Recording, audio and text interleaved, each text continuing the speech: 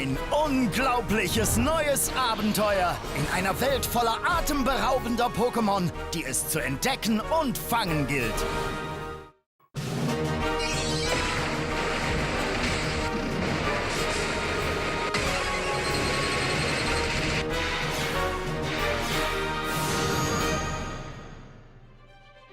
新しい冒険の舞台はカロス地方。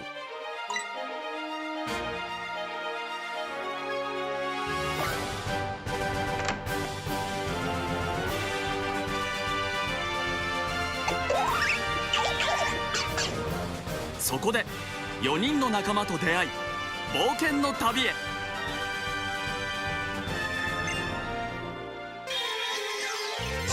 カロス地方には多くの見たことのない野生のポケモンたちが息づいている。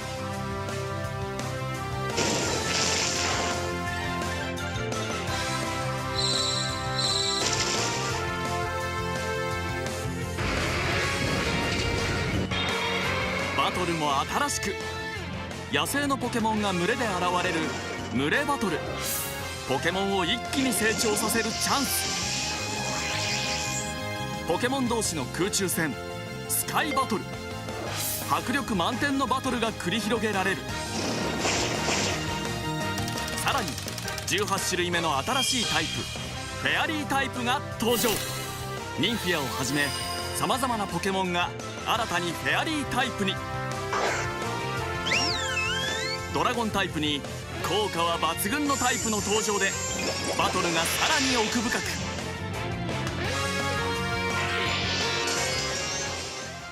そして新しい遊びポケパルレ。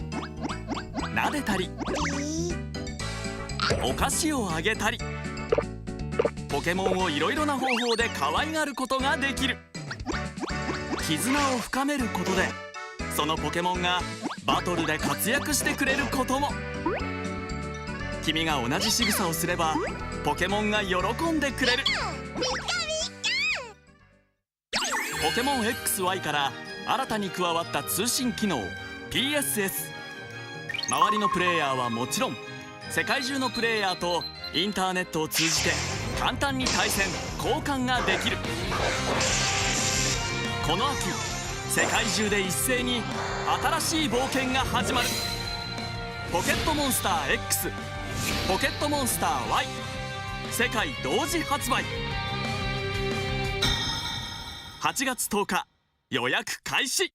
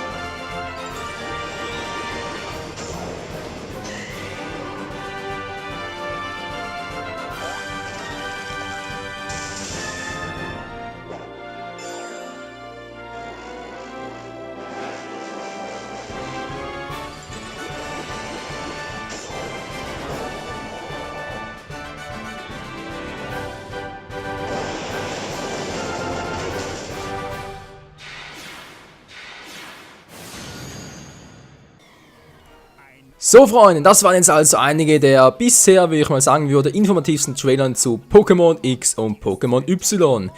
Die neuen Generationen oder die neuen Editionen sind jetzt zwar ein bisschen außergewöhnlich, aber was man da so sieht, ist schon einfach nur der Wahnsinn. Vor allem die ganzen Grafikeffekte, hey, jetzt endlich alles in 3D-mäßig, auch 3D-Modelle. So wie es eigentlich so Pokémon-Abenteuermäßig eigentlich auch schon von Pokémon Colosseum und Pokémon XD auf dem Gamecube kennen.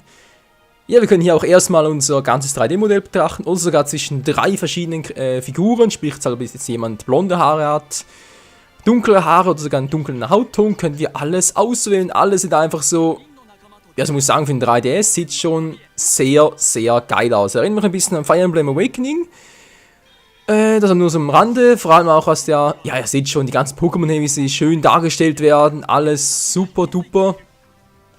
Der ganze Kampf auch, vor allem die Attacken. Ich bin schon mal sehr gespannt darauf, wie auch die älteren Pokémon der älteren Generationen aussehen werden. Tja, was gibt es eigentlich sonst so, abgesehen mal davon, dass es halt eine neue Generation ist, neue Pokémon. Ja, ihr seht schon auch, jetzt können plötzlich Massen-Pokémon auftauchen. Auch ein cooles neues Feature. Und was es ja auch jetzt plötzlich neu gibt, was wir seit der 2. Generation nicht mehr hatten. Das will was heißen, Freunde. Seit der 2. Generation sind wir mittlerweile bei der 6. bereits. Gut, Luftkampf ist auch etwas Neues, stimmt. Das hatten wir aber, so neue Kampfmodi hatten wir auch schon, glaube bei der 5. das letzte Mal. Genau das hier. Der neue Typus. Der Typus Fee. Ich glaube mittlerweile der 18. Typ sind, oder? Nachdem in der 2. Generation damals undichten Stahl vorkam, ist jetzt auch der Typus Fee vertreten. Okay, Fee muss man sagen, haben glaube ich die wenigsten damit gerechnet. Es war ja eigentlich immer so die Rede von wegen Licht und so, können neuer Typus sein. Jetzt ist es eben der Typus Fee, der ja scheinbar auch sehr effektiv gegenüber Drachen-Pokémon ist und diese einmal ein bisschen zu stoppen war, weil diese sehr mächtig sind. Aber er soll auch nur den halben Schaden bei Feuer-Pokémon machen. Was irgendwie auch Sinn ergibt, denn Feuer-Pokémon machen bei Drachen-Pokémon auch nur einen halben Schaden. Also so, um das Ganze ein bisschen besser ausgleichen zu können, ist das schon eine geniale Idee. Auch dass sie mit den ganzen, die Pokémon glücklicher machen und so, ein bisschen zu streicheln. Ja, cool. Und das ganze Online-Feature darf man natürlich auch nicht vergessen, mit allen Personen der ganzen Welt, wie man es auch schon beim DS oder 3DS kann, von wegen Mario Kart 7 und so, da gab es ja auch schon so etwas, was so ähnlich, glaube ich, jetzt natürlich vom Spielprinzip her selber ist natürlich Online-Feature sowieso immer ungefähr das gleiche. Aber jetzt hier von wegen Connection und so dürfte es wohl so ähnlich sein wie bei Mario Kart 7, dass man sich einfach überall auf der Welt gleichzeitig einklinken kann. Oder ich habe was verpasst, das ist natürlich auch eine Variante. Aber natürlich das Genialste überhaupt sind die neuen Mega-Entwicklungen. Naja, einige mögen jetzt sagen, was, Mega-Entwicklungen? Hallo, Digimon? Ja, da gab es ja auch von wegen Digitation, Ultra zu Mega und so. Und hier ist es offenbar auch so, dass sich einige spezielle Pokémon mit ihren jeweiligen speziellen Items, wie zum Beispiel jetzt Mewtwo kam mit einem speziellen Mewtwo-Nit oder irgendwie Lucario mit dem Lucario-Nit und so, kann sich dann weiterentwickeln. Diese Pokémon entweder auch neue Typen, wie zum Beispiel Ampharos oder den Typus Elektrodrache nachher, oder die Pokémon haben nachher auch neue Fähigkeiten. Ja, und Flamely ist halt hier ein bisschen die Ausnahme, weil das Flamely bekommt nur das Logo-Knie, das Entwicklungs-Item, wenn man es über ein spezielles Event bekommt, was ja irgendwie noch verteilt werden soll. Ab dem 12. Oktober, nicht wahr? So, der letzte Trailer für heute natürlich der genialste, den ich finde. Die Kanto-Starter kann man selber wählen im Spiel, also man bekommt 2 Starter. Und jetzt Glurak. Glurak, Mega-Digitation zu Mega-Glurak. Ja, ich weiß, die Namen sind ein bisschen, einfallslos und so, Mega-Glurak und so. Aber das Aussehen neuer Pokémon, das ist schon Hammer. Und vor allem natürlich neue Fähigkeiten. Obwohl die 3 neuen Pokémon, sprich die 3 Starter aus Kanto, bekommen zwar keinen neuen Typus, aber alle neue Fähigkeiten. Vor allem Bisaflor, der hat irgendwie eine neue Fähigkeit von Speckschicht. Und für die es nicht mehr wissen, Speckschicht ist eine Fähigkeit, die den Schaden von Eis- und Feuerattacken halbiert. Und Bisaflor ist ein Pflanzentyp, sprich, der wäre anfällig gegenüber solchen Attacken.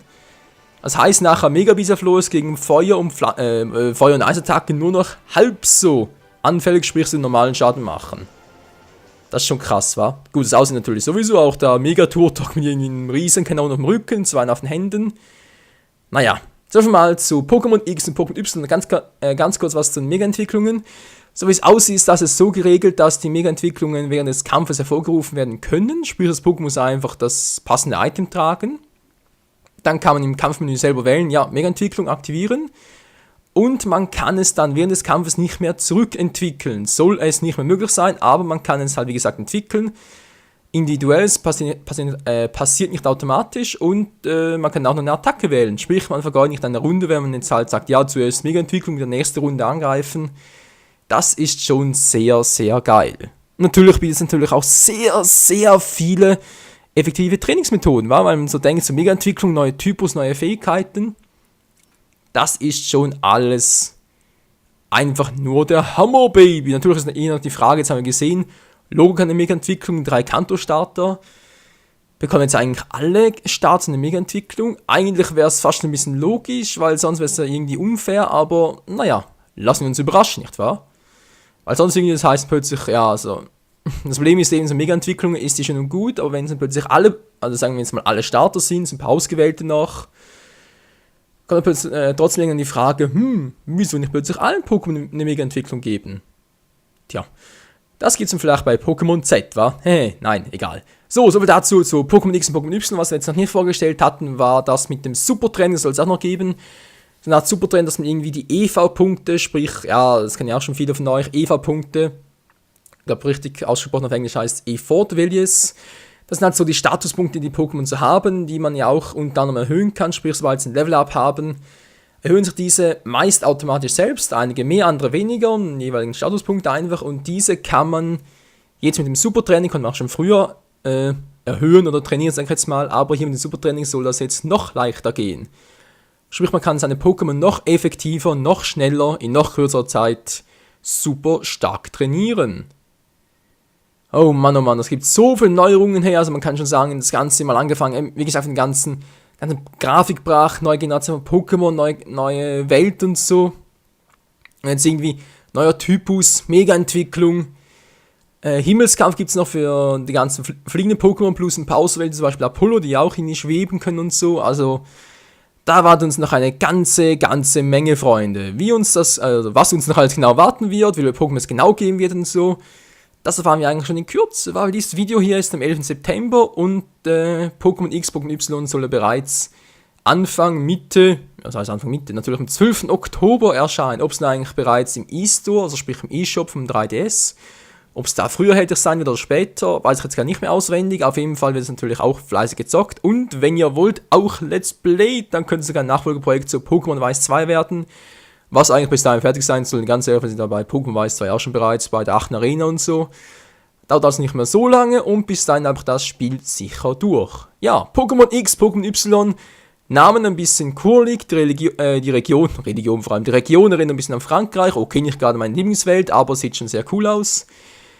Neuer Typus, alles super toll, neue Grafik gebracht, also die erste Generation. Da habe ich das Gefühl, Nintendo will dann nochmal so richtig alles raus, was nur geht. Und ja, halt die Pokémon-Serie richtig schön promoten, was ja natürlich auch Sinn und Zweck ist. So, noch kurz eine andere Frage. Ihr habt ja gesehen, man kann jetzt offenbar 2 Starter wählen. Eine aus der 6. Generation, die neuen da halt, die neue Pokémon. Und dann noch die Kanto-Starter und natürlich auch, genau, natürlich noch die Kanto-Starter. Jetzt da wäre für mich halt vor allem die Frage, wenn ich schon ein Let's Play mache, bis dann müsste ich meine 3DS Capture Card haben, wäre halt die Frage, welche Starter ich jeweils nehmen dürfte, von euch aus. Ich meine, wenn jetzt mal rein logisch überlegt, gut, Glurk ist zwar mein Lieblings-Pokémon, ist immer noch, ja, müsste theoretisch das nehmen, aber es gibt ja auch Logok noch, dass man ja da runterladen kann als Flamly. Bereits der 3. Start ist auch ein Feuer-Pokémon, sprich, wenn ich dann ein ausgeglichenes Team haben würde, sollte, müsste, dürfte, könnte, wie auch immer, müsste ich eigentlich irgendwie zum Beispiel Bisasam nehmen, oder? Wenn er schon so eine geniale Fähigkeit wie Speckschicht hat, hallo? Dann irgendwie halt noch den Wasserstart aus der neuen Generation, damit es ein ausgeglichenes Team wird. Ich weiß nicht, das könnt ihr alles entscheiden dann, wenn es soweit ist. Ich werde noch ein Umfragevideo machen, auch bezüglich noch deswegen, welche Edition ich zocken soll, ob Pokémon X oder Pokémon Y. Momentan ist es mir eigentlich relativ egal, vor allem deswegen, weil man noch nicht weiß, welche Pokémon, welche Edition exklusiv sein werden. Gab es ja auch schon bei früheren Generationen, dass irgendwie die einen Pokémon gab es bei Pokémon bei der einen Edition, die anderen bei der anderen Edition. Ich denke mal, es wird auch bei Pokémon X und Pokémon Y so sein. Jetzt wird die Frage, welche das sein werden. Momentan haben wir noch gar keinen blassen Schimmer. Ich denke mal, die beißen noch nicht, außer den Entwickler selbst. Das werden wir uns dann alles noch zu Gemüte führen und ja, aber tendenziell vom Aussehen her tendiere ich ja eigentlich eher zu Pokémon Y, schon allein wegen dem, ja, das Rot, ich meine, das Rot spricht man jetzt ein bisschen mehr an, muss ganz klar zugeben, und auch von dem legendären Pokémon aus ist so, das, oh, wie heißt es schon wieder? Yvestolo, keine Ahnung, irgendwie so heißt es, glaube ich, ich habe es richtig ausgesprochen, ja, keine Ahnung. Das Y-Pokémon auf alle Fälle soll ja vom Typ Unlicht Flug sein, oder Flugunlicht, irgendwie sowas. Und das Pokémon, das die X-Edition ziert, ist ja vom Typus Fee. Ja, wäre eigentlich auch interessant, was so ein Feen-Pokémon, weil ich weiß nicht, ob man das dann bei der Y-Edition auch bekommt. Ja, so viele Fragen, so wenig Zeit, sind knapp 4 Wochen noch. Aber ich werde auf alle Fälle noch ein Umfragevideo dazu machen, welche Edition, welcher Start es sein soll und. Aber ich glaube mal, es kommt dann erst nach dem Ende von Pokémon Weiß 2. So, egal. So, mal dazu. Ja, vielen Dank fürs Zusehen. Ich hoffe, ihr freut euch auch schon auf neue Editionen. Sieht alles schon sehr, sehr nice aus. Falls ihr noch irgendwelche Informationen habt oder etwas zum Korrigieren, was ich gerade falsch erzählt habe, natürlich nur frei in die Kommentare schreiben, ganz natürlich. Und ja, würde mal sagen, bis zum nächsten Mal hier bei Pokémon. Oh Mann, jetzt ist schon... Pokémon gibt es schon seit über 15 Jahren bei uns, ich glaube sogar 17 Jahre mittlerweile und trotzdem noch ein richtiger Hype. Ich glaube sogar eigentlich mehr denn je, oder? Wenn man so richtig überlegt mit den ganzen Generationenwechsel und so, und die ganzen neuen Editionen, Online-Features, neue Pokémon, ja gut. Neue Pokémon mittlerweile sind es fast ein bisschen zu viel, war. Aber egal, wie viel es denn wirklich sein werden bei der 6. Generation hier bei Pokémon X und Pokémon Y, wie viele insgesamt, das steht noch im Raum. Aber ich denke mal, es wird eine Menge sein. Eine ganz, ganz große Menge. Oh Mann, oh Mann.